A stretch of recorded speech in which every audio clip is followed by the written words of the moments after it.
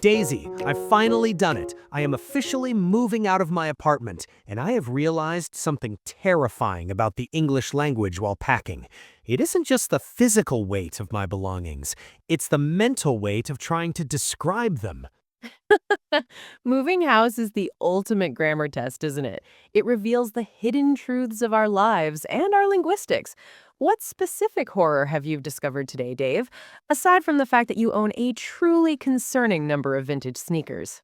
Exactly. It's the labels, Daisy. I was in the middle of a packing frenzy, markers in hand, trying to stay organized. I wrote, "Too much books" on a large cardboard box, and my neighbor, who happens to be a retired linguistics professor from the university, stopped me in the hallway. She looked at the box, adjusted her reading glasses with a look of pure disappointment, and said, "Dave, those are many books, but you clearly have too much spare time if you're labeling them with such blatant disregard for the countability of nouns." Oh, the classic neighborhood grammar police. They never sleep. But she's right, Dave. And that tiny distinction, that invisible line between much and many, is actually a gateway. It's a map that shows how the English-speaking brain categorizes the entire physical and abstract world. That's why we're doing this today. We aren't just doing a quick lesson, we are building an encyclopedia. I'm Dave, the guy with too many boxes and not much energy left to carry them up the stairs. And I'm Daisy. We are embarking on an exhaustive 10,000-word exploration of quantity. We aren't just going to give you a surface-level rule. We're going to tear these words apart, look at their history, and show you exactly how they function under the hood of a fluent speaker's brain. We are covering the absolute spectrum. In this opening section, we're looking at the countable universe. We're going to talk about why we count bottles but not water, why people are the ultimate irregular challenge, and the strange logic behind things like stars and sand. We want our listeners to reach a point where they don't have to think anymore. We want the choice between much and many to be as natural as breathing. To get there, we have to start with the philosophy of counting. Okay, Daisy, let's start with the why. Why does English care so much? Why is my brain forced to decide if something is countable before I can even finish a sentence? Why can't I just say, "I have a big amount of friends," and "I have a big amount of coffee," and be done with it? It's about how the language perceives boundaries. Imagine you were looking through a camera lens. Some things in the world have clear, defined edges. They are discrete units. They exist as separate, individual objects. These are your countable nouns. Like a bowl of marbles. Exactly. If you have a bowl of marbles, you can pick them out one by one. One marble, two marbles, three marbles. They have physical boundaries. They don't merge into each other to become one giant super marble. For these, we use many. And what about the things that don't have edges? Those are continuous masses. Think of soup or air or sunlight. You can't pick up one soup with your fingers because it doesn't have its own shape. It takes the shape of whatever container it's in. It flows. It's a substance. This is a mass or an uncountable noun. We use much for those. But wait, I can think of things that have edges, but we still don't count them. What about rice? I can see the edges of a grain of rice. I could pick one up with tweezers. Why is it much rice? This is where practicality enters the grammar. Could you count every grain of rice in a 5-kilogram bag? I mean, if I had a billion years and was very, very bored, maybe. But in the real world, nobody does that. English is a practical language. If a substance is made of millions of tiny identical parts that we treat as a group, we treat the whole thing as an uncountable mass. Rice, sand, sugar, salt, these are all much territory because we don't care about the individual grain, we care about the pile. What about the stars? There are billions of them, and I'll never finish counting them, but you told me earlier that stars are countable. That is a brilliant distinction. In English, countability isn't about whether you have finished counting. It's about whether the items are capable of being seen as individual points. Each star is a distinct unit in the sky. It doesn't merge into the next one like water does. Therefore, many stars.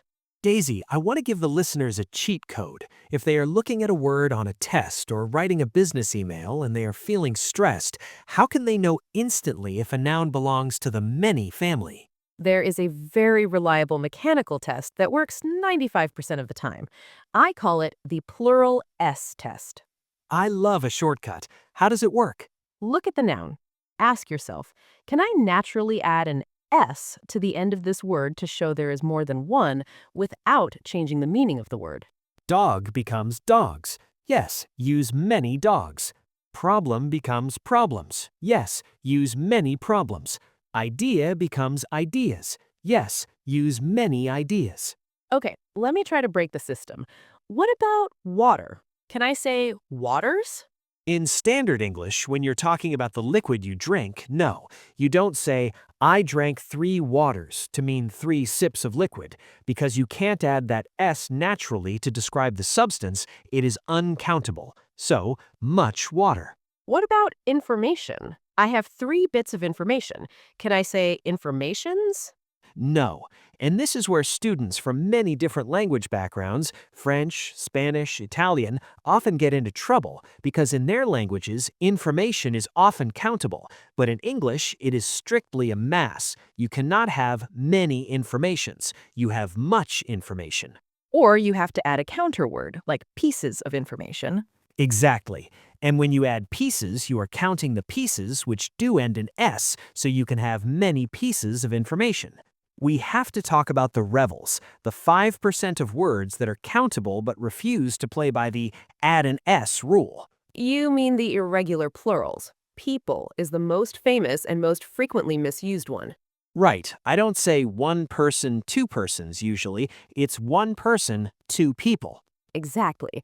Even though people doesn't end in S, it represents a collection of individuals. Each person is a discrete unit. You can see their edges. Therefore, you must use many. There were many people at the concert. How many people are coming to the wedding? Never much people. That makes it sound like everyone in the room has melted together into one giant human puddle. Exactly. It sounds like a horror movie. Another common one is children. 1 child, 2 children. You can count them, and they're usually quite loud, so it's many. Now, Daisy, we need to address a nuance. I noticed that many sounds very different depending on whether I'm saying yes or no. You have a very good ear for the music of the language, Dave. This is what we call the formal versus natural divide in English quantity. If I say I have many friends, is that technically wrong? It's not wrong, according to a dictionary, but it sounds incredibly formal, almost like you're reading a Victorian novel or giving a speech at a royal banquet. In daily, natural conversation, for positive sentences, we usually prefer to use a lot of. I have a lot of friends. Natural, casual. I have many friends. Formal and academic. But, and here is the weird part, when we switch to questions and negatives, many becomes the superstar again. Absolutely. In questions and negatives, many sounds perfectly natural, and in many cases, it's actually preferred over a lot of. I don't have many friends. This sounds more common than I don't have a lot of friends. Do you have many friends? Standard and clear. Why is that? Why does the language change its favorite word just because we added the word not? It's a stylistic quirk. Many and much are very precise. When we are asking a question or making a negative statement, we often need that logical precision. Affirmative statements, I have a lot of, tend to be more descriptive and casual. Okay, here is a brain bender. I know coffee is a liquid, so it's uncountable. I should say, I don't drink much coffee. Correct?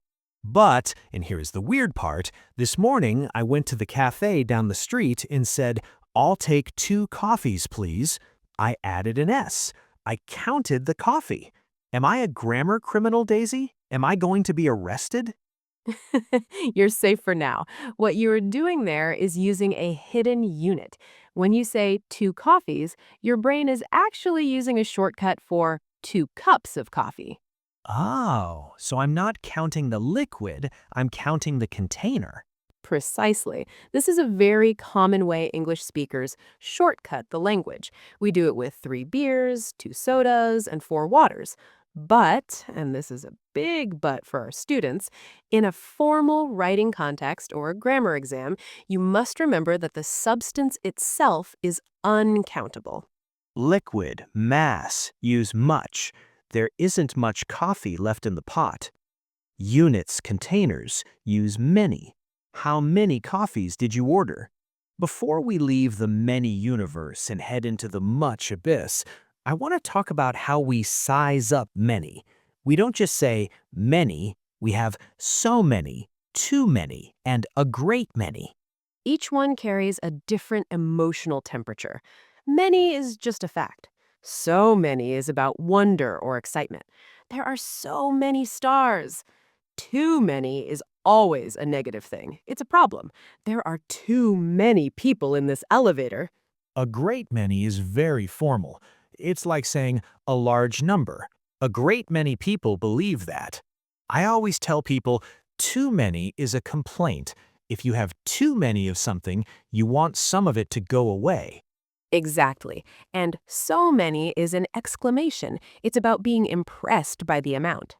Okay, Daisy. I think we have successfully mapped out the countable universe.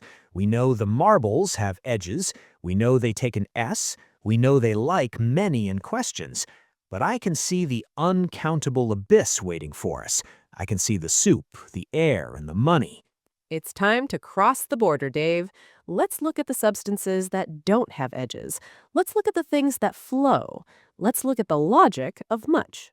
Exactly, Dave. We are crossing the border from the marbles to the soup. Welcome to the uncountable abyss. This is the realm of much. This is where things get slippery. I can't count the soup. I can't count the air. And apparently, I can't even count my own feelings. Why does English insist on making these things so difficult to measure? It goes back to that idea of continuous mass. If you take a cup of water and pour it into a bowl of water, they merge. You don't have 2 waters, you just have a larger amount of water. Because these things have no natural boundaries, we can't use many. We have to use much. So the rule is if it's a liquid, a gas, or a powder, it's almost always much. Precisely. Much milk, much smoke, much flour. But the real challenge for most learners isn't the physical stuff you can see, it's the abstract abyss.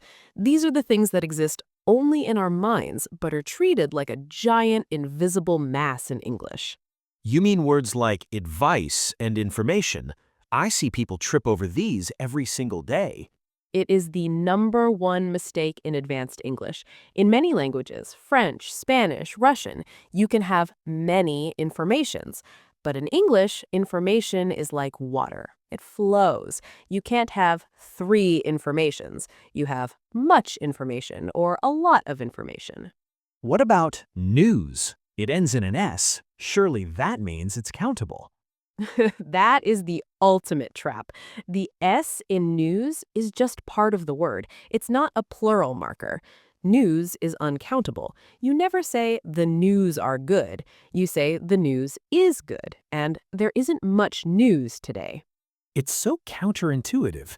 I have 3 different stories to tell you, but I can't call them 3 news. Exactly. If you want to count them, you have to use a container word, like we did with coffee. You would say 3 stories or 3 items of news. We have to address the money question. This is the part where everyone in the comments section starts shouting at their screens. Daisy, I can count my money. I count it every Friday. Why is it how much money? I hope you're counting a lot of it, Dave. But logically, you aren't counting money, you're counting units of currency.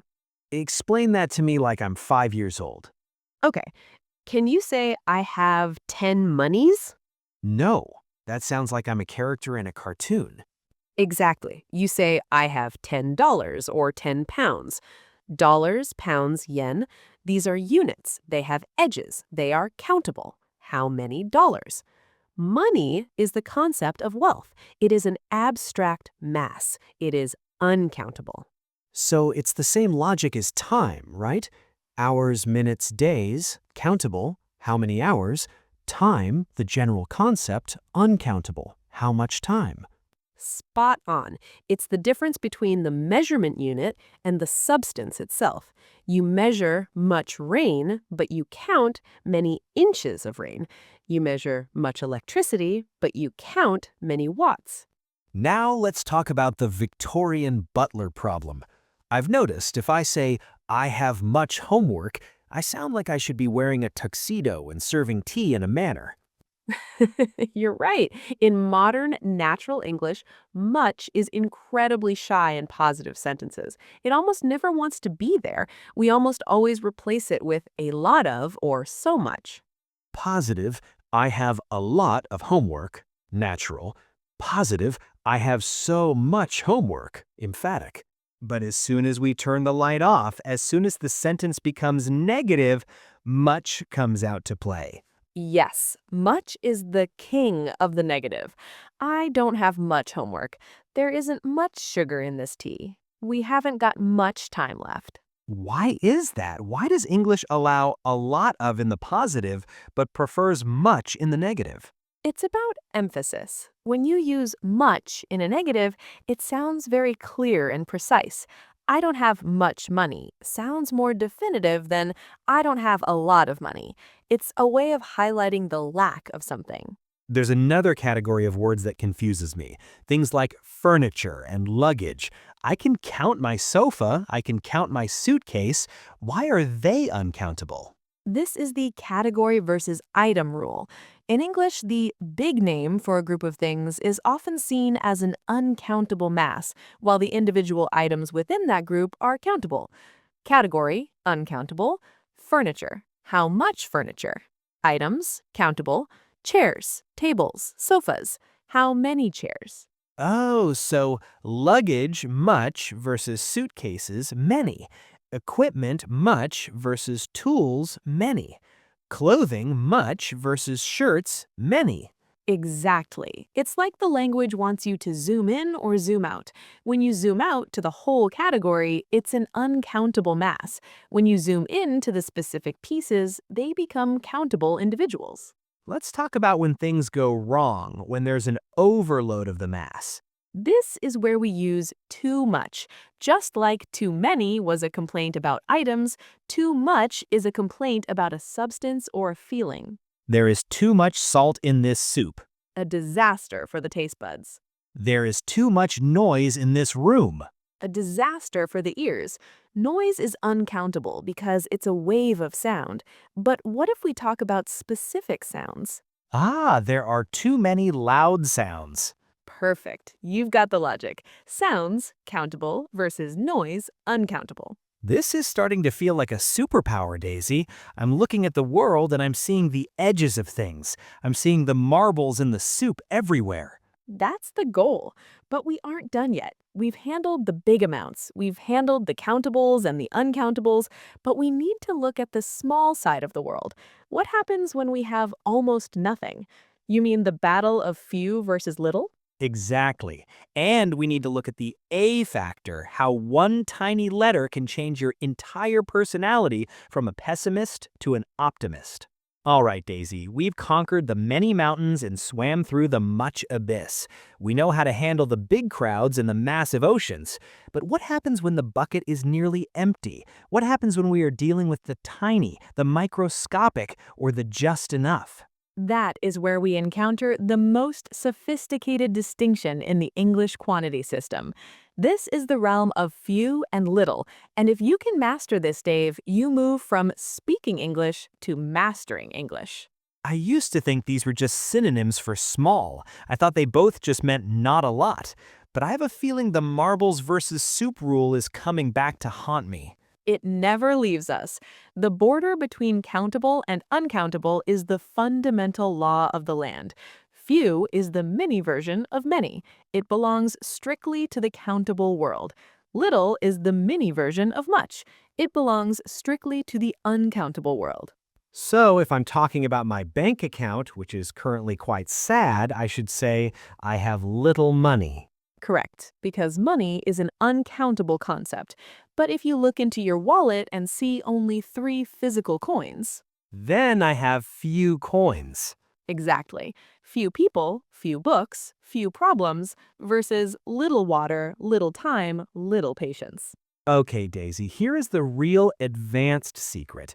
This is what tripped me up for years. I've seen people say few and other people say a few. Sometimes there's an A and sometimes there isn't. Does that one tiny letter change the meaning? It changes the entire emotional weight of the sentence, Dave. It's the difference between being a pessimist and an optimist. Explain this magic to me. Think of the A as a tiny plus sign. Few, little, without the A, these are negative. They mean not enough or hardly any. When you use these, you're complaining about not having something. A few, a little, with the A, these are positive. They mean some or a small but sufficient amount. When you use these, you're focusing on the presence of something. Let's test this. I'm at a party and I'm hungry. If I say there are few sandwiches left, what am I telling people? You are telling them that the party is a disaster and they're going to starve. You are unhappy about the amount. But if you say there are a few sandwiches left, Then you're being helpful. You're saying, hey, look, there is still some food left, so come and eat. That is incredible.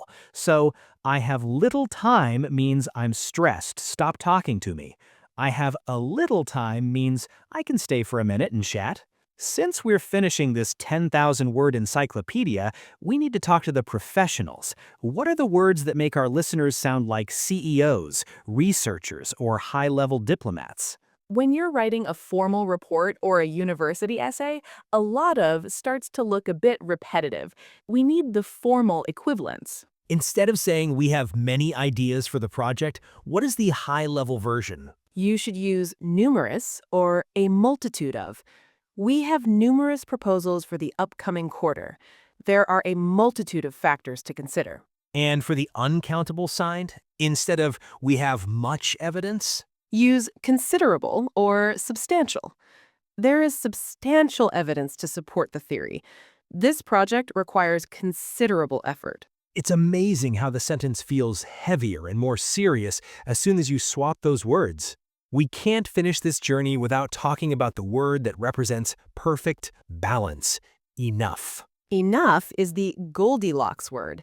Not too much, not too many, just right. And the best thing? It's universal. It works for both countables and uncountables. I have enough money, you, and I have enough friends, C.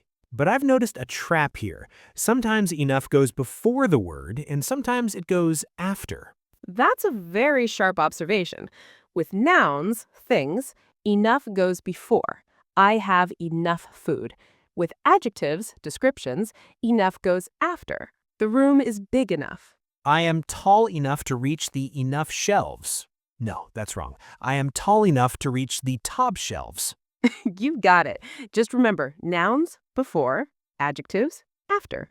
All right, Daisy, it is time for the final exam.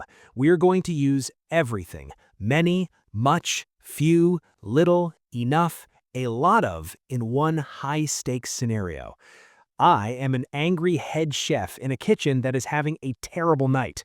Daisy is my calm assistant chef. Ready when you are, chef. Daisy, the dinner rush is starting. How many customers are in the dining hall? There are many people, at least 50, and a few more are waiting by the door. 50? We don't have much time. And look at the pantry. There is little butter left and few eggs. How many eggs do we have exactly? We only have a few eggs, maybe 6, but we have plenty of flour and a great deal of salt. Flour and salt? I can't make an omelet with flour and salt. Did you order much milk yesterday? I ordered a lot of milk, but the driver said there was too much traffic on the highway. He hasn't arrived yet. This is a disaster. There is too much stress and not enough help. If we don't get substantial assistance soon, we're finished. Chef, calm down. We have a little bit of soup left in the pot. It's tasty enough to serve as a starter while we wait. Fine, but tell the customers there isn't much choice on the menu tonight. I feel like I've just finished a marathon. My brain is now a finely tuned machine for measuring the world. That is the power of understanding the logic instead of just memorizing a list.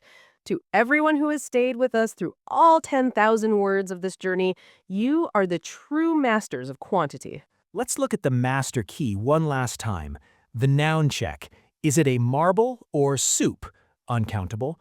The sentence mood. Is it a positive yes, a lot of, or a negative no, much, many? The perspective. Are you happy? A few, a little, or are you complaining? Few, little. The formal edge. Use numerous and substantial to sound like a pro. If you apply those 4 steps, you will never have to hesitate again, whether you're counting the coins in your jar or the stars in the sky. We hope this massive deep dive has cleared up every doubt you've ever had. We love going deep because we know that's where the real learning happens. Thank you for being part of this masterclass. Don't forget to put your new skills into practice today. Look around you and describe your world using these rules. I'm going to go count my boxes now, or at least measure the much effort it's going to take to move them. Good luck, Dave. And to everyone else, keep practicing, keep counting, and keep moving forward. Until next time, I'm Dave. And I'm Daisy. See ya! Your progress doesn't end here. To continue advancing your English skills, click on the next video or explore the additional videos we've thoughtfully selected for you.